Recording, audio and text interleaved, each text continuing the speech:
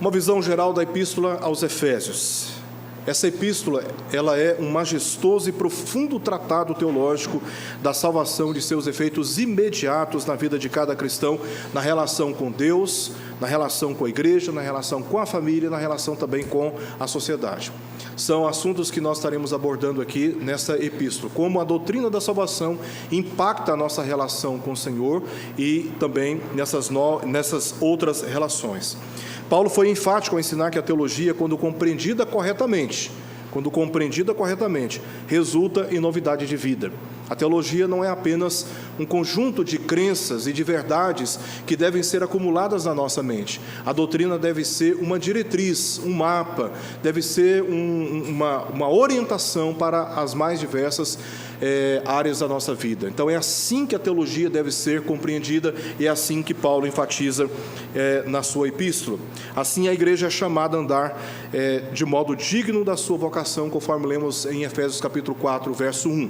A igreja, ela depois de exposta a doutrina da salvação, ela é chamada a andar de acordo exatamente com a vocação expostas no capítulo 1 ao capítulo 3. E esta chamada para a igreja, é para que, fundamentada sobre o fundamento que é Cristo, deve então permanecer unida e direcionada pelo poder do Espírito Santo para a vida que glorifica a Deus. Nós lemos o capítulo 1 de Efésios, vemos aqui a Santíssima Trindade envolvida na obra da salvação.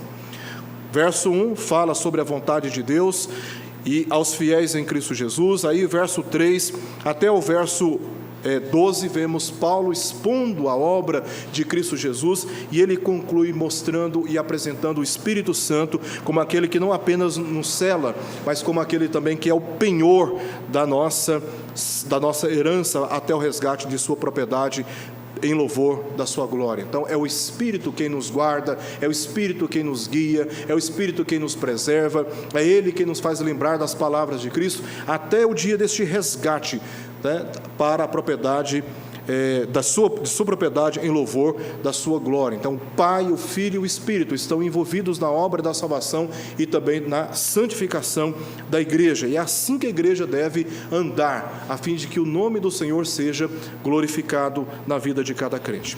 John Knox, uma curiosidade, no seu leito, próximo da sua morte, ele pediu para que trouxesse os sermões de João Calvino.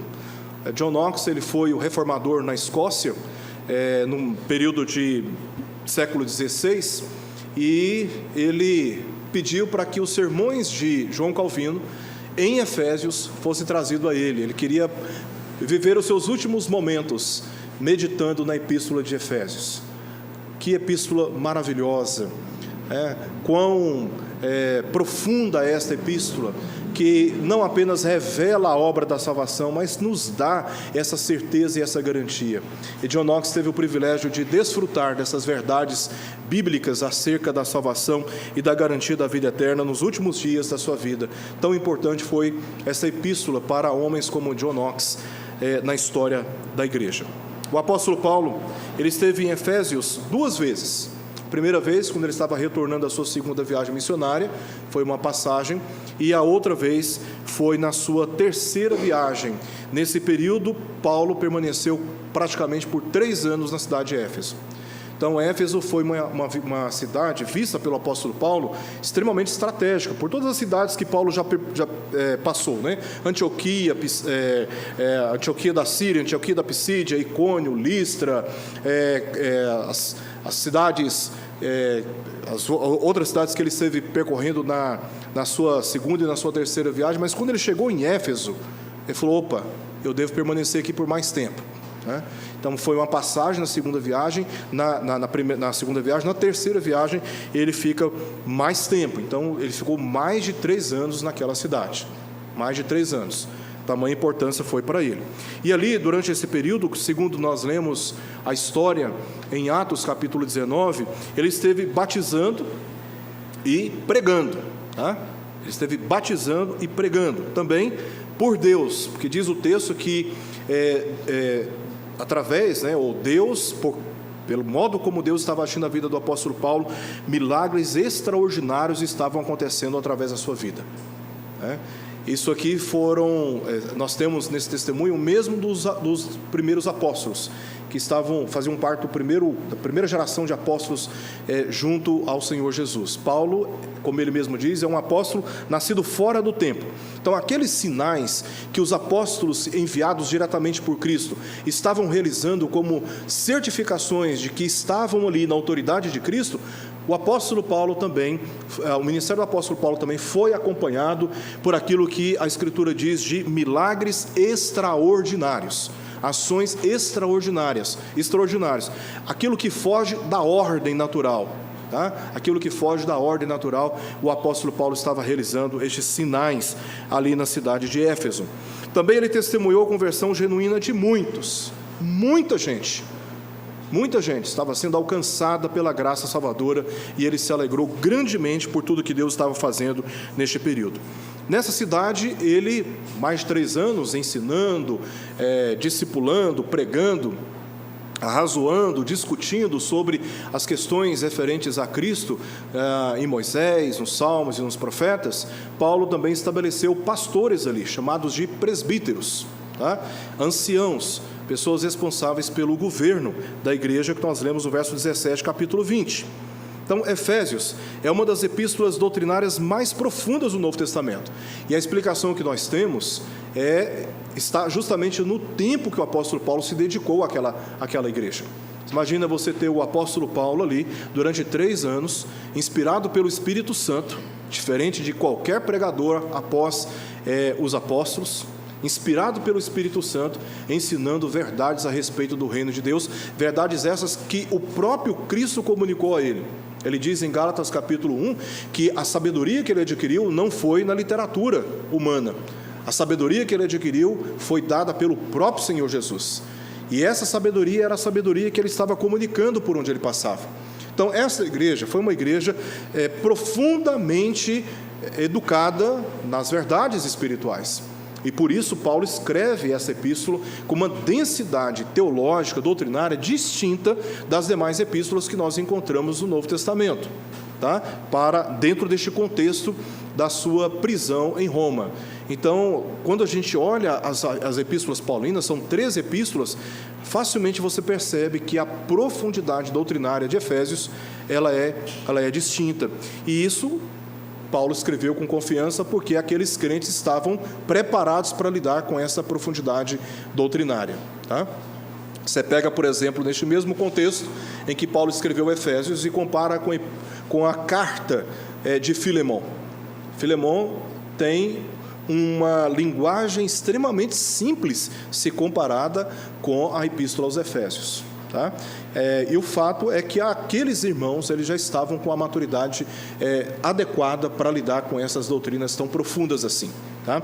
Então, aquela igreja foi uma igreja que teve este privilégio de ter o apóstolo Paulo por tanto tempo, como oportunidade para, com ele, conhecer verdades espirituais profundas.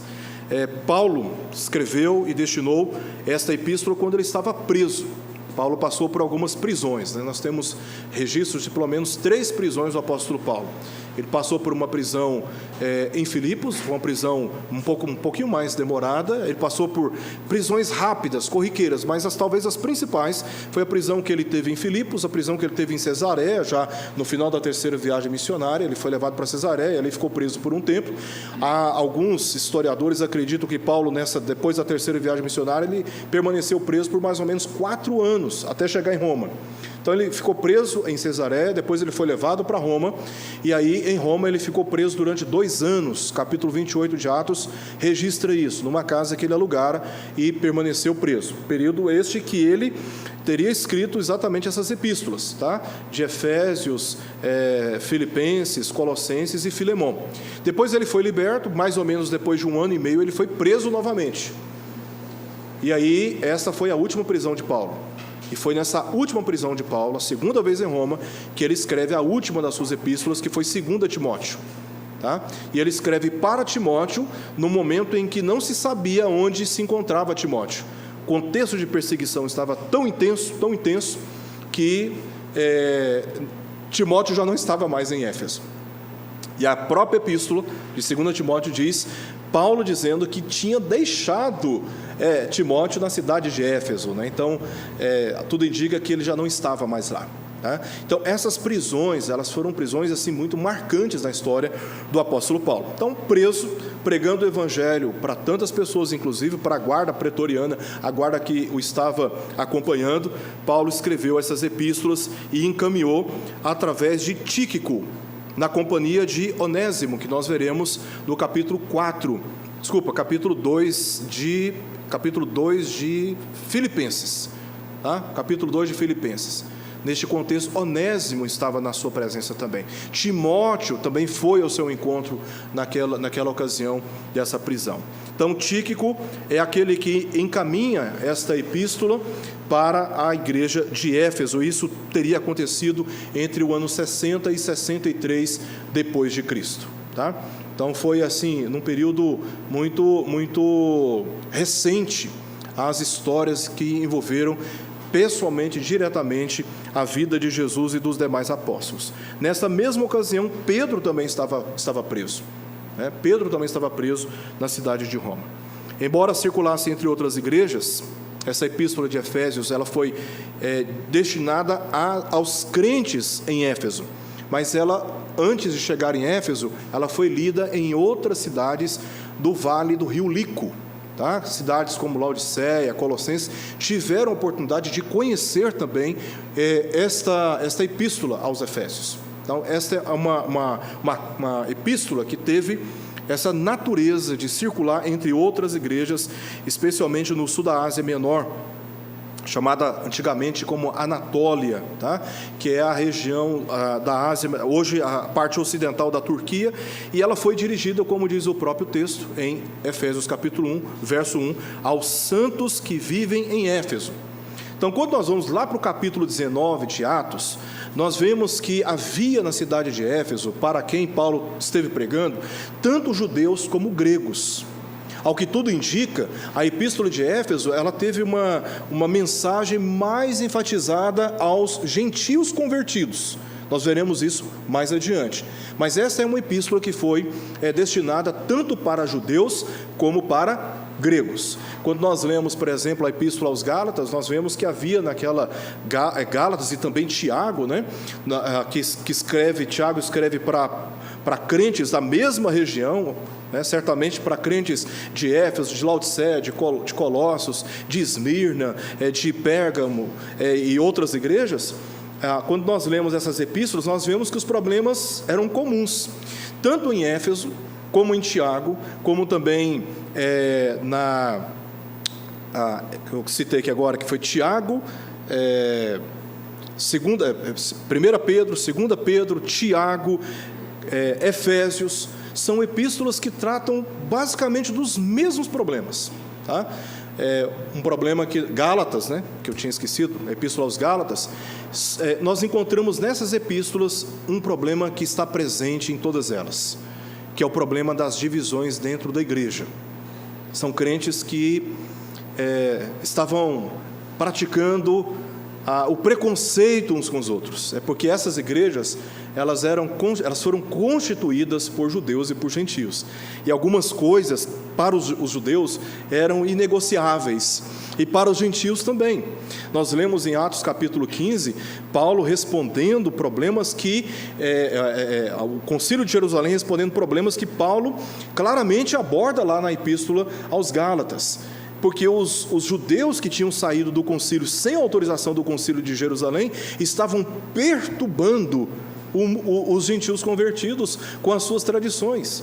E o concílio de Jerusalém disse: olha, algumas coisas pertencem apenas ao contexto dos judeus, e nós não perturbaremos os gentios convertidos, exceto naquilo que é essencial, e o concílio estabeleceu o que era essencial. Então, havia um problema dentro da igreja, e era um problema tradicional, judeus e gentios. É por isso que Paulo fala lá em Gálatas capítulo 2, que em Cristo não há judeu, nem grego, nem escravo, nem livre, nem homem, nem mulher, porque todos são um em Cristo Jesus. Então, esse era um problema presente dentro da igreja de Éfeso também. Nós vamos perceber que, especialmente no capítulo 2 de Efésios, Paulo vai abordar fortemente essa doutrina da igreja, para que todos entendam que, apesar das diferenças socioculturais, nós devemos prezar e proteger a nossa unidade em Cristo Jesus. Lá em Tiago nós lemos no capítulo 2, a partir do verso 1, como essas diferenças elas eram extremamente ofensivas. Os pobres entravam e eles eram colocados assentados aos pés dos ricos. Tanto no capítulo 1, verso 9, capítulo 2, início do capítulo 2, Tiago ele é bem enfático em exortar a igreja contra esses preconceitos absurdos que estavam acontecendo dentro da igreja, né? E a razão está aqui. Nós temos duas raças, entre aspas, nós temos dois segmentos culturais que eram muito distintos em termos de formação religiosa. Os gregos, para eles, muitas coisas que eram praticadas pelos judeus não faziam o menor sentido e nada convencia os gentios a respeito dessas coisas. Agora, como é que uma igreja pode sobreviver, né? A razão está aí. Paulo vai tratar essas questões dentro da epístola aos Efésios, né? Como nós precisamos valorizar a nossa unidade a despeito das nossas diferenças. E a nossa unidade, ela não é uma permissividade em relação ao pecado. A nossa unidade está no comprometimento em seguir o modelo de Cristo, porque todos estão caminhando e convergindo para o mesmo padrão moral e espiritual que se encontra na pessoa de Jesus. É isso que nos une. Quando nós falamos que, segundo o credo apostólico, que cremos em uma só igreja, a Igreja Universal, nós estamos afirmando que estamos unidos com todos aqueles e somente com aqueles que têm Cristo Jesus como o fundamento e o pilar da sua fé. É isso que nos une, e Paulo vai esboçar exatamente isso, exatamente por causa dessas diferenças que havia dentro da igreja. Quando ele chegou lá na cidade, nós lemos isso no capítulo 19, verso 1, diz o texto literalmente: havia na cidade alguns discípulos. Então, isso é um indicativo importante nessa compreensão histórica, contexto histórico de Efésios, que Paulo não foi o fundador da cidade da igreja de Éfeso, tá? Paulo, quando ele chega, havia esses irmãos lá, e ele então passa a ensinar o evangelho, e permanece lá, isso já no contexto da sua terceira viagem missionária. Então ele passa por lá. Capítulo 18 fala da sua passagem, no capítulo 19 já fala da sua passagem na segunda viagem, no capítulo 19 ele se dirige para lá.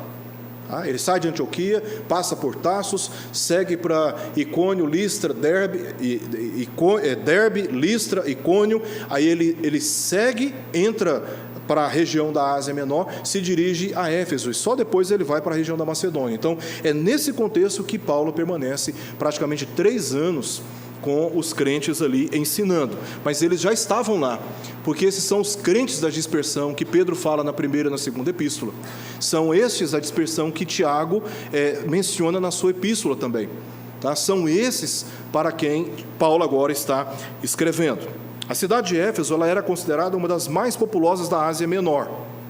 E aí há muitas especulações na literatura, eu não fiz questão intencionalmente de mencionar aqui e citar a fonte de algumas literaturas, porque há muitas divergências em relação a esses números, né? Muitas divergências, e essa informação para nós ela não é muito relevante para o propósito central da compreensão da epístola a Efésios. Mas um fato importante é que essa cidade era uma cidade muito importante do ponto de vista da sua demografia, né?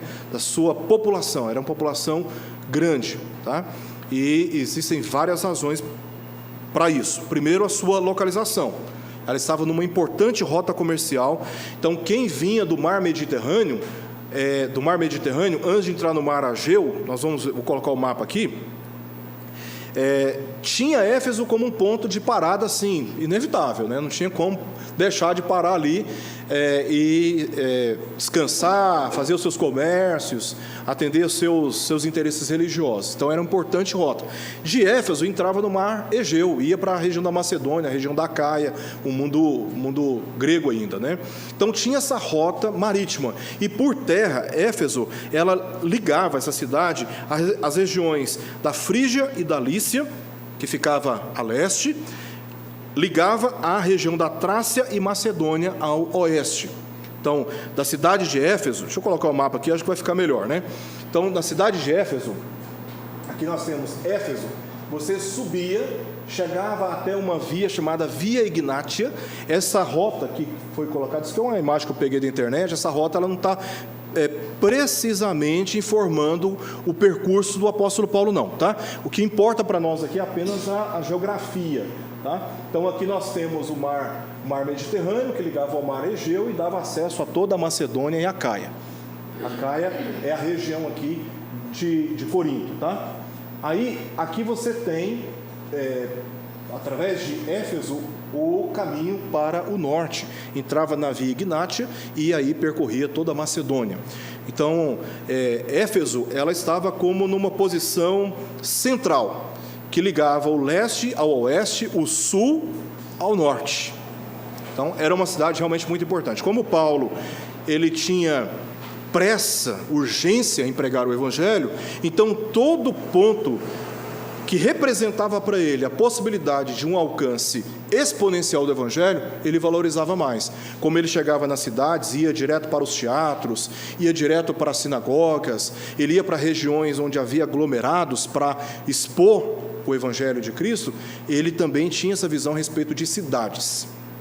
É por isso que certamente ele passou por muitas cidades, mas ele não parou, porque ele tinha estrategicamente a rota para cidades que lhe davam a oportunidade de fazer com que o Evangelho alcançasse mais rapidamente. Por exemplo, os navegadores que vinham aqui pelo mar Mediterrâneo, e voltando também, a cidade de Éfeso era um ponto de parada desses navegadores. Muitos paravam para fazer os seus comércios, prestar cultos a Diana e também ter as suas experiências de promiscuidade com as suas sacerdotisas. Então, Éfeso era uma cidade em que, se pregasse o Evangelho, através desses navegadores, o testemunho dos convertidos ia percorrer todo aquele mundo antigo. Então, isso foi muito importante.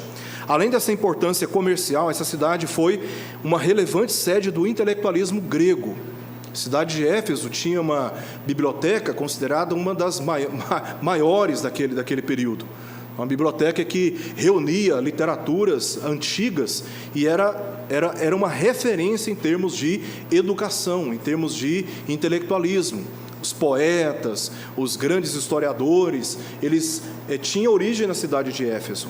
Então, Éfeso, ela não era apenas conhecida pela sua idolatria, ela não era apenas conhecida como um lugar de comércio, estrategicamente comércio. Éfeso também era uma referência intelectual, por causa da biblioteca que ela tinha e por causa da cultura literária que ela propagava, tá? Então, mas ela era sim também palco de intensa idolatria, principalmente pelo culto que eles ofereciam a Diana, ao que também conhecida na linguagem dos romanos, na compreensão dos romanos, como Ártemis ou Artemis. E aí tem uma divergência aí na literatura sobre a pronúncia, né? Se Ártemis ou Artemis. O fato é que os romanos reconheciam a divindade de Diana, tá, dos Efésios, e também os gregos reverenciavam Diana. E aqui eu tenho uma imagem antiga dessa divindade, tá, que fazia parte do panteão grego, fazia parte do Olimpo. Ela era associada à natureza, animais e à fertilidade, ao exagero e exploração sexual, uma das 12 do Olimpo. Então, você tem dentro do panteão grego 12 divindades consideradas as mais importantes. E a Diana fazia parte desse grupo de divindades reconhecidas pelos gregos. Tá? E aqui tem uma imagem, uma escultura antiga de Diana. Tá?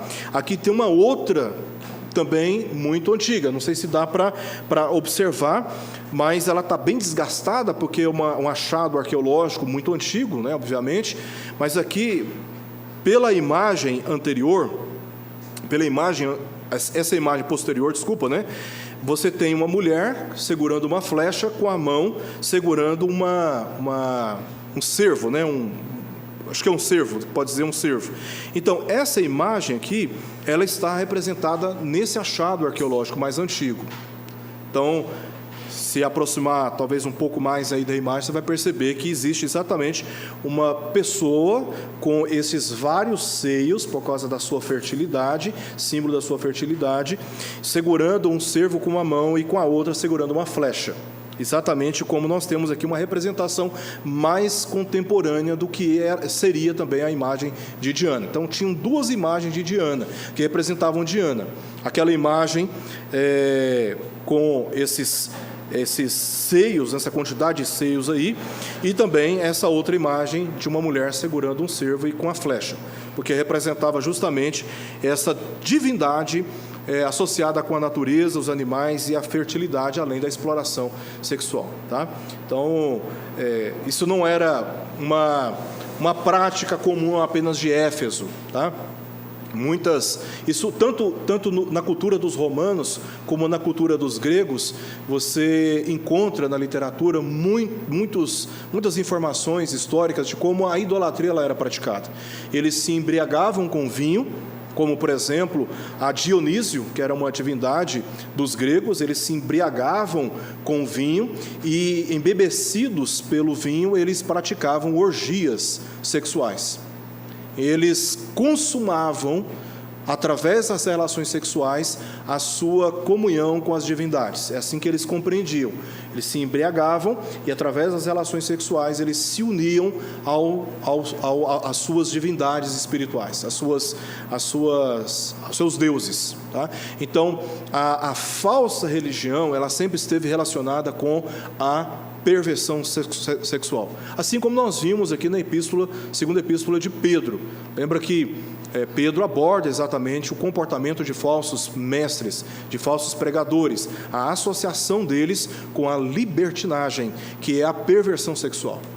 Então, a Diana representava exatamente essa cultura em que se prestava culto através das relações sexuais promíscuas. Tá? Então, Diana ela era muito conhecida como uma divindade dos prazeres sexuais, obviamente contrariando a vontade de Deus e a pureza do nosso corpo.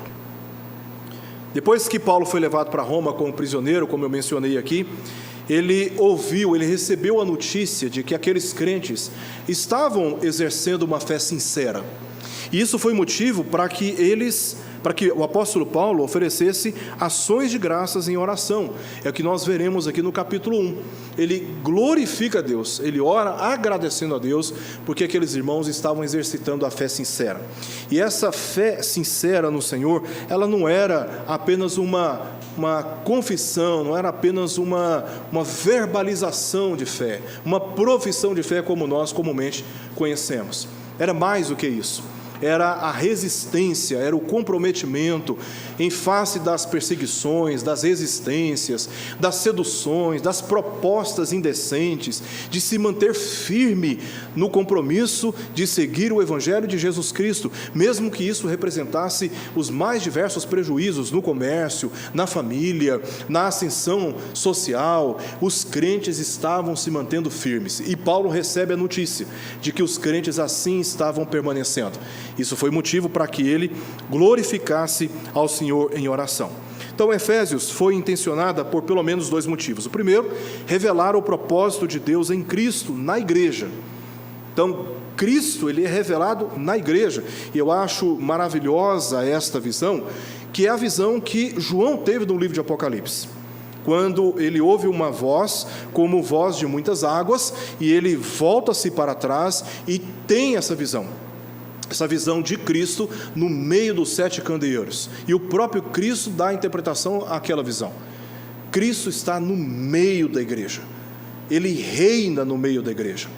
Ele não virá para reinar, ele já está reinando, muito embora a revelação do seu reino com o seu povo, não seja um reino pleno, por causa da presença do pecado na nossa natureza. Mas a razão por que nós ainda estamos na presença de Deus, quando somos atraídos pela cobiça do nosso próprio coração, provocados por Satanás, num mundo que oferece e nos provoca o tempo todo, é porque Cristo está reinando no nosso meio.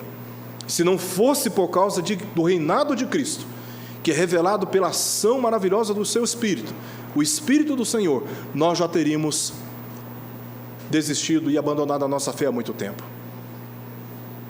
Uma das provas da divindade de Jesus é que depois de 40 dias em jejum no deserto, tendo sido provocado por Satanás naquelas esferas que nós bem conhecemos, e resistido, aí está uma das provas da divindade de Jesus, porque qualquer um de nós, não precisa 40 dias de jejum, um dia de jejum, você sente aquele cheiro de churrasco, hein, Hélio?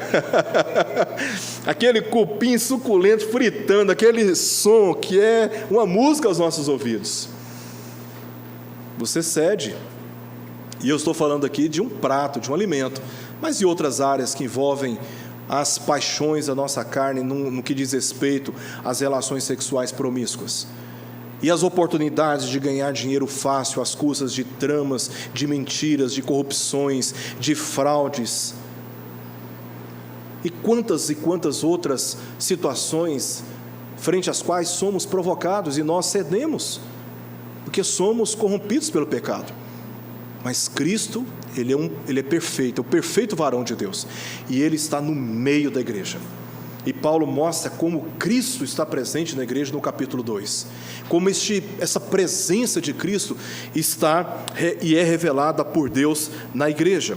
E aí isso, irmãos, é extremamente motivador, porque se nós não olharmos para esta revelação de Cristo no meio da igreja, nós sucumbimos, nós desistimos, nós esmorecemos, abandonamos a nossa fé, porque é muito desmotivador, é muito desanimador você confessar a Deus o seu pecado, pedir a Ele perdão pelos seus pecados hoje, e amanhã você se vê cometendo os mesmos pecados.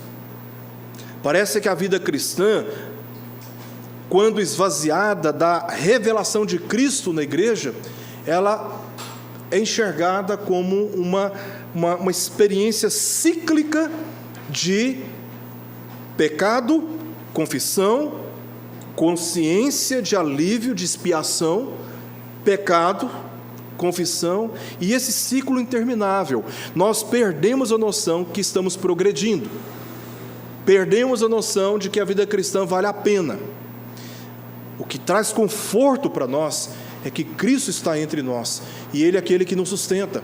Temos que confessar os nossos pecados, abandoná-los, lutar contra as paixões da nossa carne, procurar conhecer a Deus e a Jesus Cristo e andar em conformidade com a palavra de Deus, e essa é uma luta constante, e a nossa motivação, aquilo que nos dá certeza de que vale a pena permanecer neste caminho, está no fato de que Cristo está entre nós. Essa foi a promessa que Ele fez aos discípulos antes de ser assunto aos céus: e eis que estarei convosco todos os dias, até a consumação dos séculos. Nós não estamos sozinhos, olhando somente para nós estamos fracassados, mas saber que Cristo está conosco nos dá coragem para enfrentar a nossa carne, o diabo e o mundo, porque aquele que está em nós é maior do que aquele que está no mundo. E essa é a vitória, e essa é a vitória que nós temos.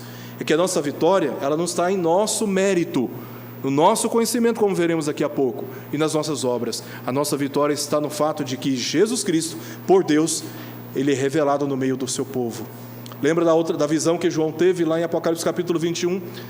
Do tabernáculo de Deus entre os homens, exatamente como João no seu evangelho, no capítulo 1, verso 14, dá testemunho. Cristo no meio da igreja. Por isso que a segunda parte dessa epístola, ela é extremamente motivadora a igreja a se manter unida. A gente se enfraquece aqui, mas tem um irmão um pouco mais fortalecido que pode nos motivar ali, e nós recorremos a ele, e assim nós vamos lutando juntos pela fé evangélica, lutando juntos pela fé evangélica, nos mantendo unidos por causa da obra da salvação.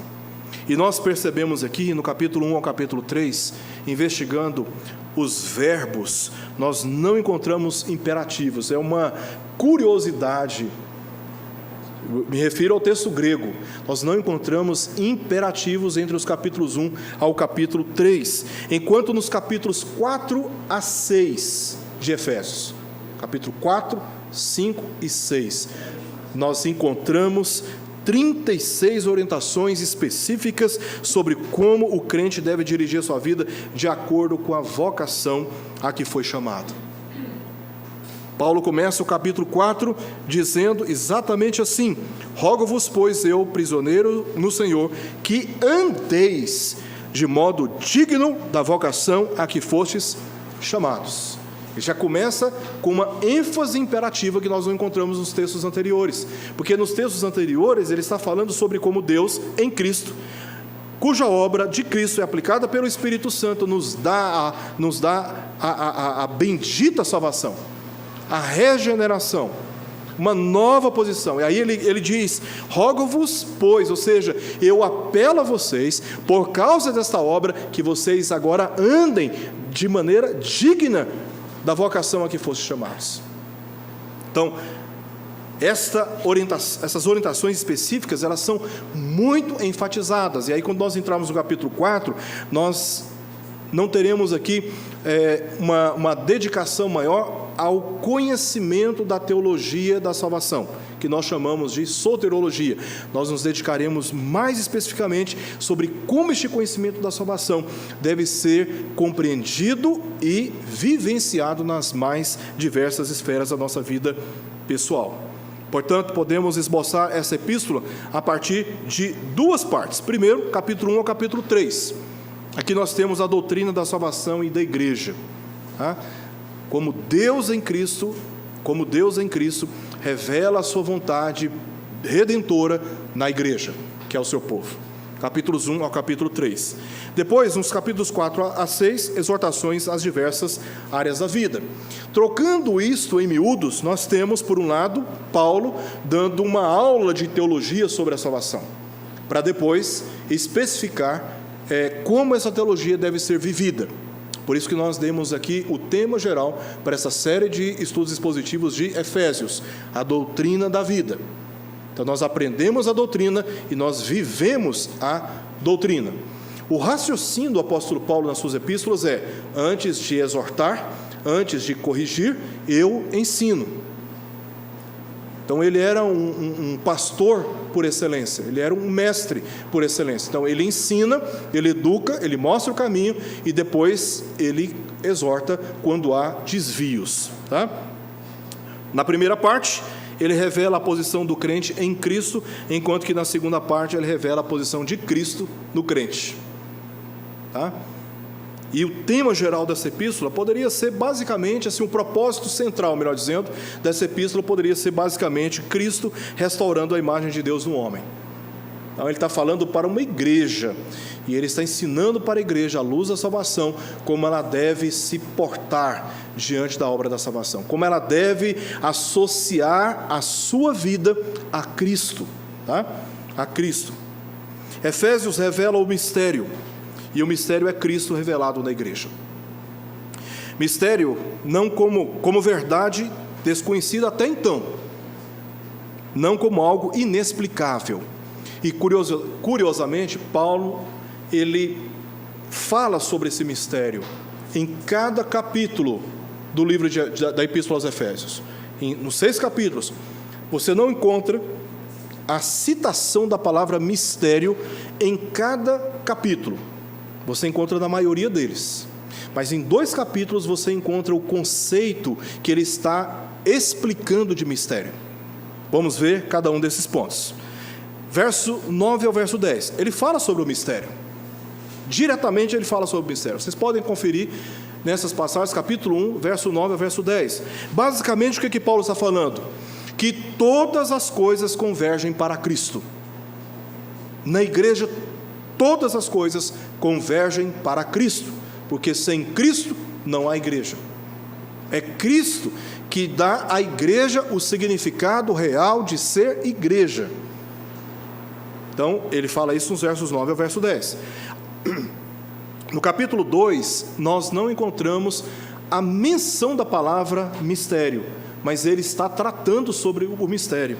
E o mistério é que em Cristo a graça salvadora une gentios e judeus. Como ele está falando sobre esta unidade da igreja, e era difícil compreender como um judeu poderia se associar com um gentio, Para nós seria uma coisa absurda imaginar, por exemplo, no contexto da igreja presbiteriana do Brasil, se associar com igrejas de outras culturas, cuja prática litúrgica, cuja maneira de expor a Escritura seja totalmente diferente.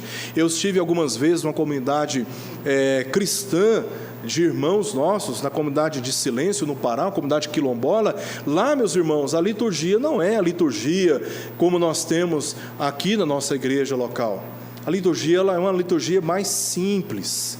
As pessoas é de uma cultura oral, então você não abre a Bíblia, muitos nem sequer sabem ler, você não abre a Bíblia, pede para ler, conferir cada versículo, cada detalhe da frase. Lá não tem isso, você tem que ler o texto, estudar, e de forma oral, contando histórias, você tem que falar sobre as Escrituras.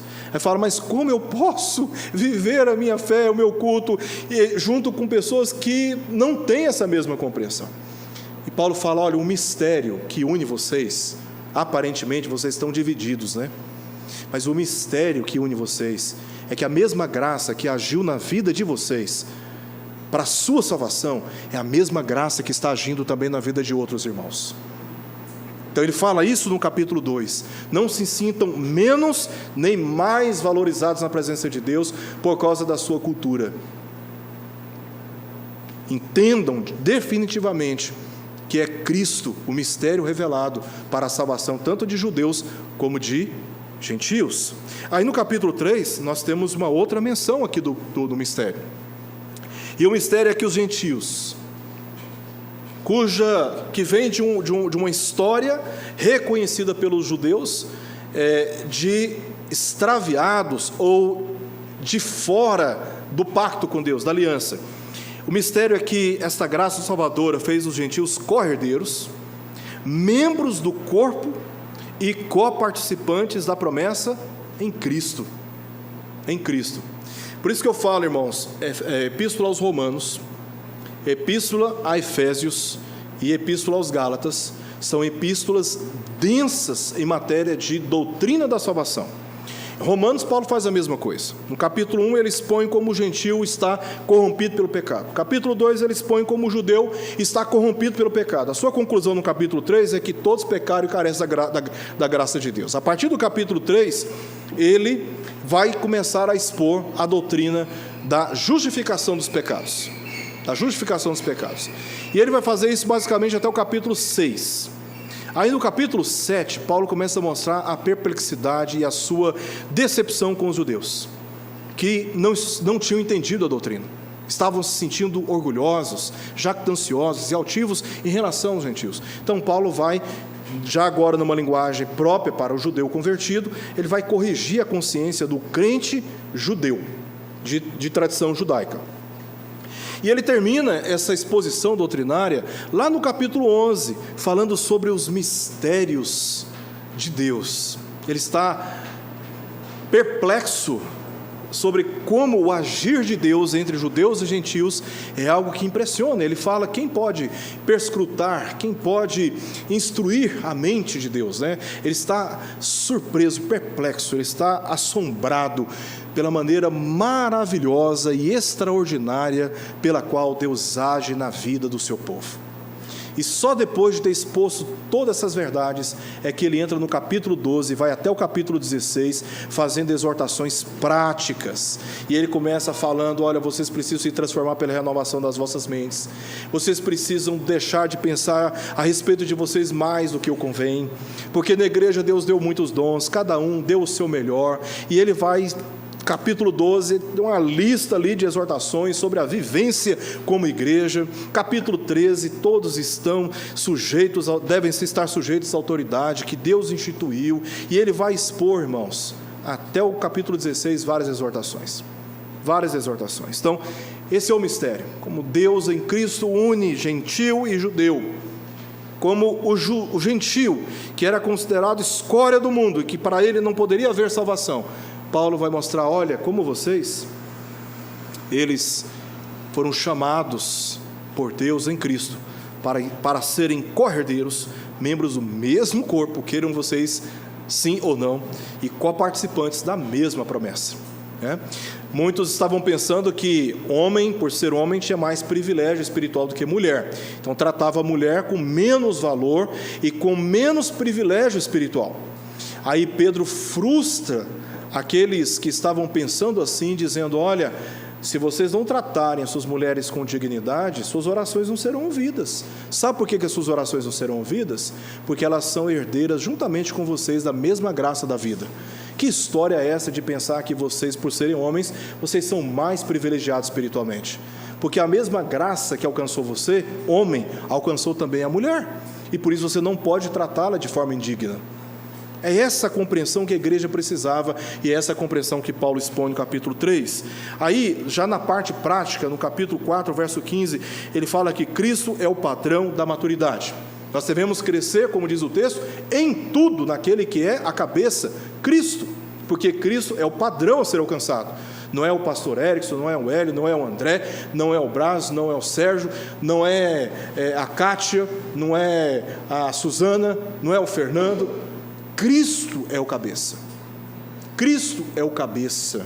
Ele é a referência de autoridade que nós temos. Ele é o padrão a ser seguido, tá?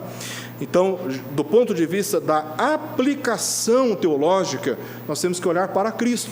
Se você olhar para o homem, você vai se decepcionar e você vai perder a sua motivação na vida cristã. Você tem que olhar para Cristo, porque Ele é o modelo de perfeição e cuja confiança é inabalável. Capítulo 5, verso 32, a unidade de Cristo com a igreja. E no capítulo 6, versos 19 ao verso 20, a revelação do Evangelho de Cristo. Esse é o mistério que Paulo está pregando como embaixador de Cristo a todos os gentios. É que, pelo Evangelho, este mistério que é Cristo é revelado. Em Colossenses, o mistério é Cristo, mas em Efésios é o plano de Deus anteriormente escondido, mas agora revelado para a unidade dos gentios e judeus. Você comparar Efésios com Colossenses, você vai encontrar muitas similaridades, até o fechamento da Epístola de Efésios com Colossenses. Parece que Paulo deu um Ctrl+C, Ctrl+V, tá? Para quem usa o Mac, é o Command+C, Command+V, tá? Então parece que ele deu um Ctrl+C, Ctrl+V. Fora as palavras, fora as frases e fora os temas. Então, Efésios e Colossenses são epístolas muito similares. O pensamento em torno do qual se estrutura a Epístola aos Efésios é a unidade da igreja de toda a criação sob o governo do Cristo ressuscitado, e esta é a base que Paulo lança já no capítulo 1. A partir dessa base é que ele vai começar a estruturar a edificação da igreja. Certamente Paulo, apesar do tempo de pastoreio nessa igreja, percebeu as tensões que a cercavam. Por que Paulo valorizou tanto essas questões que envolvem a unidade da igreja? Haviam pelo menos duas razões, pelo menos na minha pesquisa, na minha percepção da leitura do próprio texto: a forte idolatria e a ameaça dos que eram sustentados por ela. Quando você vai lá para Atos capítulo 19, principalmente versos 23 até o final do capítulo 19, quando encerra o registro de Paulo na cidade de Éfeso, você vê ali um homem chamado Demétrio. Demétrio, ele ganhava, tudo indica que ele era um empresário. Então tinha como é que fala? Que fabricava lá as estatuetas de Diana. Então ele era uma espécie de empresário, ele tinha uns funcionários. Paulo vem e prega sobre Cristo, o único que pode trazer a salvação, ensinando sobre como andar segundo Cristo, e as pessoas começam a abandonar a idolatria e começam a resistir às provocações, às seduções para a idolatria. E aí o que acontece? O comércio começa a sofrer um impacto. E ele, emborrecido com isso, reúne outros homens da cidade num teatro e causa um tumulto tão grande contra o apóstolo Paulo e o ministério da pregação do Evangelho, que Paulo, quando você entra no capítulo 20 de Atos, já diz no início, ele chama, depois de tudo aquilo, ele chama os discípulos e conversa, orienta e deixa a cidade de Éfeso e vai para Macedônia. É quando ele vai para a cidade de Filipos, vai para a cidade de Tessalônica, depois vai para Bereia, depois vai para Atenas, de Atenas ele vai para Corinto. E fica em Corinto também mais ou menos uns 2 anos. antes de voltar para Jerusalém, no final da sua terceira viagem missionária, né? E ele pega o mar Mediterrâneo, para em Éfeso, encontra com os presbíteros, se despede deles, vai para Jerusalém, é preso, e aí termina lá em Roma, quando ele apela para ser julgado por César, e de lá ele escreve a epístola aos Efésios. Então, o apóstolo Paulo, ele sofre essa ameaça muito grande. Agora, Paulo tinha uma coragem distinta, ele tinha uma convicção distinta como apóstolo de Cristo, e ele saiu da cidade, como aconteceu, por exemplo, na cidade de Tessalônica. Ele sai de lá por causa de uma forte perseguição, a ponto de irem na casa de Jason atrás dele e dos demais missionários, né? E a ameaça foi tão forte que os irmãos resolveram de madrugada, ao despedir de Paulo, Paulo foi lá para Bereia. Mas aí os irmãos de Tessalônica ficaram sabendo, foram atrás dele, teve que sair de lá e ir para Atenas, uma região mais longe. Sai da Macedônia e vai para Acaia, uma região mais longe, para não ser perseguido pelos judeus e os da malandragem que se uniram com os judeus. Agora, Paulo, você imagina, está fugindo, está saindo, está escapando dessas perseguições. E os crentes nessa cidade que não tinham como fugir, não tinha como sair, não tinha como migrar de uma cidade, de um país para outro, como é que ficava eles? Então, havia uma ameaça muito forte ali, uma perseguição muito forte contra a igreja, né? Contra a fé cristã. Mas não apenas por isso. Falsos pregadores estavam insistindo em uma doutrina gnóstica, mesclando o evangelho com a ontologia grega, ensinando que o espírito e a matéria eram inconciliáveis, né? O dualismo. O espírito é puro, a matéria, o corpo, a vida social e terrena são maculadas, são corrompidas, então não pode haver união. Esse dualismo aqui é um dualismo que perturbou a vida das igrejas naquele período, porque muitos estavam pensando, como nós lemos em 1 João capítulo 1, verso 5, que estavam andando na presença de Deus, que tinham comunhão com Deus, mas continuavam andando afastado da comunhão da igreja e praticando coisas que eram vergonhosas para a vida cristã. Então João tem que dizer, se Deus é luz e nele não há treva nenhuma. Então se você diz que está andando na luz, então você tem comunhão com seus irmãos. Do contrário, você está mentindo, é verdade, Deus não está em você. Se você fala que não tem pecado, que você não está corrompido pelo pecado, você está mentindo. A verdade, Deus não está em você.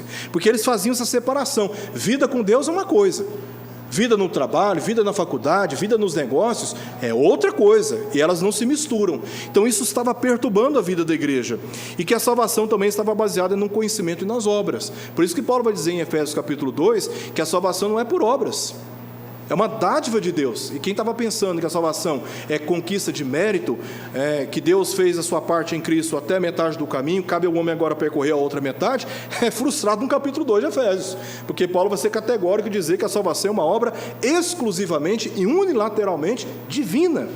Não é por obras e não é pela ascensão do conhecimento, pelos íons, que eram os anjos, as entidades do pré-gnosticismo do mundo antigo. Então Paulo está dizendo, vocês não vão ascender ao pleroma por vocês mesmos. Vocês não vão alcançar a comunhão com o divino sem Cristo. Sem Cristo não há salvação. Não há salvação.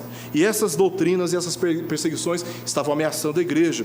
Então, a similaridade de Efésios e Colossenses destaca que Colossenses foi escrita para combater a heresia. Por isso que Paulo enfatiza tanto, e nós estudamos aqui às quartas-feiras, minuciosamente toda a epístola de Colossenses, como Paulo exalta a doutrina de Cristo. Por que ele está fazendo isso? Em combate a esta heresia que negava a divindade de Jesus. Eles falavam, mas como pode, no testemunho do Evangelho, Deus se fazer carne e habitar entre nós, por exemplo? Porque Deus é espírito e Ele é puro, mas como é que Ele pode assumir a carne? E como Deus, na carne, pode experimentar a morte, se Deus é eterno? Como Deus pode, encarnado, morrer numa cruz como um vilão, como um criminoso? E eles ensinavam de uma maneira persuasiva, de tal modo que muitos crentes estavam começando a abandonar a doutrina que tinham recebido do apóstolo Paulo, a doutrina bíblica dos apóstolos. Falar, é verdade, faz sentido. Faz sentido, negando a divindade de Cristo. Então, Paulo, em Colossenses, combatendo essa heresia, ele exalta a divindade de Cristo. Agora, quando nós vamos em Efésios, o tom é diferente. Ao que tudo indica, Paulo está prevenindo os crentes de Éfeso dessa falsa doutrina que já tinha chegado lá em Colossos, em Laodiceia. E aí, antes de chegar em Éfeso, ele está prevenindo a igreja disso. O livro de Apocalipse revela que a igreja cristã em Éfeso resistiu às perseguições políticas contra a fé, a idolatria e os falsos pregadores com unidade e perseverança. E o testemunho que João dá é este. Na verdade, o próprio Cristo, segundo o registro de João. Capítulo 2, verso 2 ao verso 3 e depois o verso 6. Conheço as tuas obras, tanto o teu labor como a tua perseverança. Por que eles estavam perseverando? Porque eles estavam sofrendo uma forte pressão para abandonar a fé. Mas eles estavam num trabalho intenso chamado de labor, perseverando na fé que tinham recebido, e não suportava homens maus, falsos pregadores, e que puseste à prova os que a si mesmos se declaram apóstolos e não são, e os achaste mentirosos. É uma igreja muito bem doutrinada.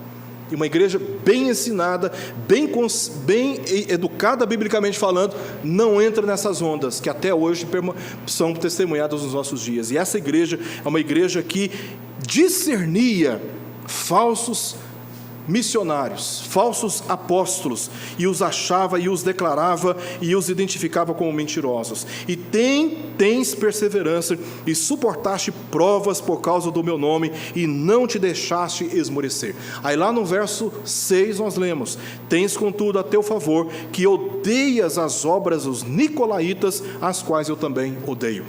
Nikos, palavra grega que significa príncipe, e laos, que significa povo comum. Nicolaus era uma descrição de pessoas muito influentes e que estavam arrastando pessoas para o caminho do engano. Contudo, com o passar do tempo, segundo o testemunho de Apocalipse, ainda no capítulo 2, a igreja de Éfeso abandonou seu primeiro amor, voltando-se a práticas que envergonhavam seu testemunho sobre Cristo, e por essa razão foi exortada: tenho, porém, contra ti que abandonaste o primeiro amor. Volta-te, pois, e de onde caíste. E aí a exortação, a promessa que se ela não se arrependesse, Deus removeria o seu candeeiro. Cristo removeria o seu candeeiro. A epístola aos Efésios destaca que a teologia, o conhecimento, deve sempre ser associada à vida, à prática, porque vida gera fruto. Assim, a salvação não se mostra apenas pela convicção no testemunho das Escrituras sobre Cristo, mas também na sua demonstração em ações e reações, nas relações com Deus, nas relações com a igreja, nas relações com a família e também com a sociedade. Crente na igreja tem que ser o mesmo crente fiel e perseverante, por amor a Cristo, também no âmbito da família e no âmbito da sociedade, assim como nós veremos aqui no decorrer do estudo dessa belíssima e profundo tratado teológico sobre a salvação. Que Deus, na sua graça, nos abençoe e nos fortaleça para perseverarmos segundo o ensino da sua palavra. Vamos orar? Obrigado, ó Pai, pelo tempo juntos, estudando a Tua Palavra. E mais uma vez, rogamos para que este tempo de estudo dela seja útil não apenas para o enriquecimento do nosso conhecimento, mas também para a nossa santificação. E que nisto o Teu Filho seja glorificado em nós, assim como ensina a Tua Palavra. Oramos por isto, em nome de Jesus, o nosso Salvador. Amém, Senhor.